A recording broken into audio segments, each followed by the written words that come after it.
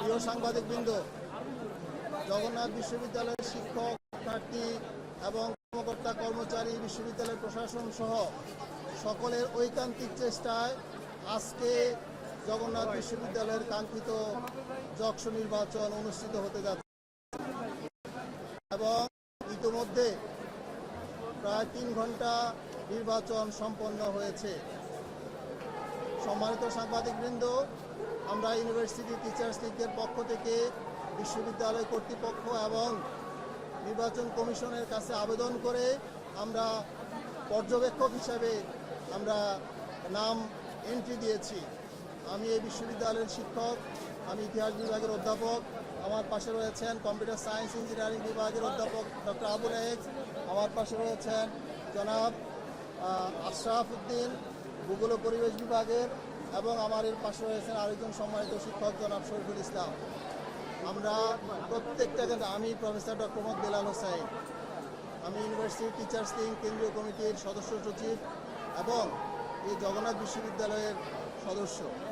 সম্মানিত সাংবাদিকবৃন্দ, আমরা ঠিক সকাল 9টা থেকে কেন্দ্রগুলোতে পরিদর্শন শুরু করি। কেন্দ্রগুলো অত্যন্ত শান্তিপূর্ণভাবেই নির্বাচন শুরু হয়েছে এবং সকাল থেকে উৎসব মুখর পরিবেশে নির্বাচন হচ্ছে। আপনারা যদিও জানেন, সকালে ঠান্ডা থাকার কারণে উপস্থিতির সংখ্যা সকালের দিকে কম ছিল। বেলা বাড়ার সাথে সাথেই উপস্থিতির সংখ্যা অনেক বেড়েছে। এখন প্রত্যেকটা কেন্দ্রে লম্বা লাইন আমি দেখেছি। কিন্তু একটি বিষয় আপনাদেরকে অবহিত করা প্রয়োজন। আমি সকল নির্বাচনের সাথে সংশ্লিষ্ট যারা কেন্দ্রে রয়েছেন, প্রিজাইডিং অফিসার, রিটার্নিং অফিসার, সহকারী রিটার্নিং অফিসার এবং যারা কেন্দ্রে বিভিন্ন বিভিন্ন প্রার্থীর এজেন্ট হিসেবে যারা রয়েছেন, তাদের সাথেও কথা বলেছি। সবাই এই নির্বাচনের ব্যাপারে পজিটিভ মত দিয়েছেন, ভালো শান্তিপূর্ণভাবে নির্বাচন হচ্ছে। কিন্তু দুর্ভাগ্যবশত হলো সত্য, একটি কেন্দ্রে আমি প্রথম লক্ষ্য করি যে একজন এজেন্টের হাতে একটা বড় বই। সেই বড় বইয়ের মধ্যে যখন দেখি সে বই উল্টাচ্ছে আর বইয়ের উল্টা পাশে এই ধরনের পেজটা রয়েছে, এজেন্টের কাছে এটি দেখেছি। এবং এটি দেখার পরপরই যখন আমি রিটার্নিং কর্মকর্তার সাথে কথা বললাম, অন্যান্যদের সাথে কথা বললাম, তারা বলছেন এরা এগুলো নিয়ে এসছে এবং আমরা সেটা জব্দ করেছি। সম্মানিত সাংবাদিকবৃন্দ, আমরা কয়েকটি কেন্দ্রে যে এই বই পেয়ে ইনস্ট্যান্ট আমরা এগুলো সংগ্রহ করে আপনাদের জন্য নিয়ে এসেছি। কেন্দ্র থেকে এখানে এগুলো নিয়ে আসছি আপনাদের জন্য। দেখেন, আমি বলছি এটা কোন প্যানেল করেছে, কারা করেছে, বিষয়টা তা নয়। এটি দেখেন, বিষয়টি হচ্ছে আমাদের এখানে আইডি কার্ড রয়েছে। বিশ্ববিদ্যালয়ের যে আইডি কার্ড, সে আইডি কার্ড রয়েছে ঠিক উল্টা পাশে একটি প্যানেলের নাম সহ পরিচিতি। এখানে আমি দুইটা বিষয় বলতে চাই।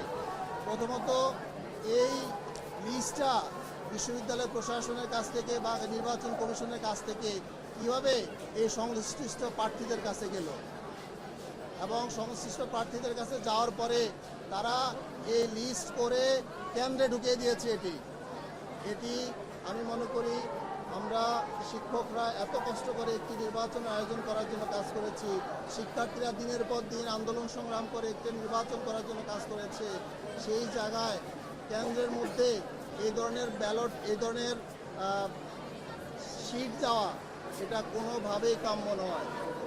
আমরা সাথে সাথেই এর প্রতিবাদে নির্বাচন কমিশনের প্রধানের সাথে দেখা করেছি।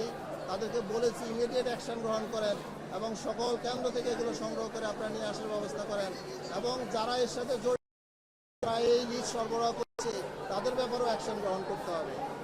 সম্মানিত সাংবাদিকবৃন্দ, আমরা চাই একটি শান্তিপূর্ণ নির্বাচন অনুষ্ঠিত হোক। বিশ্ববিদ্যালয় শিক্ষার্থীদের দীর্ঘ প্রতীক্ষিত সেই নির্বাচন আজকে অনুষ্ঠিত হচ্ছে। আমরা এই নির্বাচনকে শান্তিপূর্ণভাবে সকলের অংশগ্রহণের মধ্যে দিয়ে নিশ্চিত করার জন্য আমরা বলছি। আমরা সর্বশেষ একটা কথা বলবো, নির্বাচন আরও কয়েক ঘন্টা চলবে।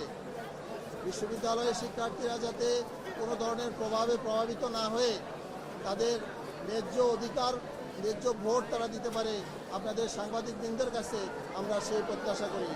একই সাথে বিশ্ববিদ্যালয় প্রশাসন এবং নির্বাচন কমিশনের কাছেও প্রত্যাশা করব কারোর জন্য যাতে আলাদা ফ্যাসিলিটি দেওয়া না হয়। আমার শিক্ষার্থীরা যাতে নির্দ্বিধায় কোনো ধরনের প্রভাব প্রতিপত্তি ছাড়াই নির্বাচনে অংশগ্রহণ করতে পারে এবং ভোট দিতে পারে। আপনারা আজকের এই সংবাদ সম্মেলনে উপস্থিত হওয়ার জন্য আপনাদেরকে ধন্যবাদ জানাই। আমরা নির্বাচন শেষ হওয়ার পরে আবার আমাদের মতামত জানাবো। এই সামগ্রিক বিষয়ে এখন পর্যন্ত আমরা মতামত দিয়েছি। ধন্যবাদ। আমি সাজিদ ভবনের কয়েকটি কেন্দ্রে এটি পেয়েছি, কেন্দ্রের নাম আমি বলবো না আপনাদের।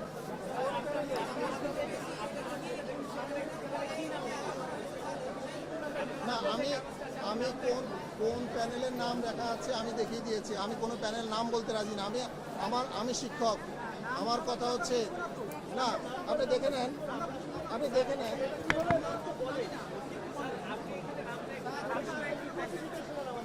এখানে যে নামটি আছে ঐক্যবদ্ধ নির্ভীক জবিয়ান, এই প্যানেলের এখানে পেছনে ছবি দেওয়া আছে।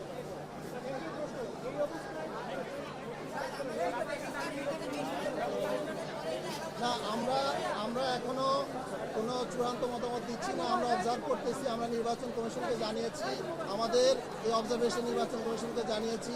আমরা 3:30টায় নির্বাচন শেষ হওয়ার পরে আমরা মতামত প্রদান করব।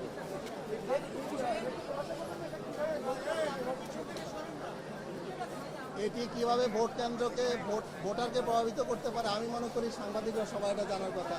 ভোট কেন্দ্রে একজন প্রার্থীর এরকম প্যানেল সহ বসে থাকা এবং সেটা নিয়ে কাজ করা দেখানো, এটা কিভাবে প্রভাবিত করবে আমার এখানে উত্তর দেওয়ার কিছু নাই।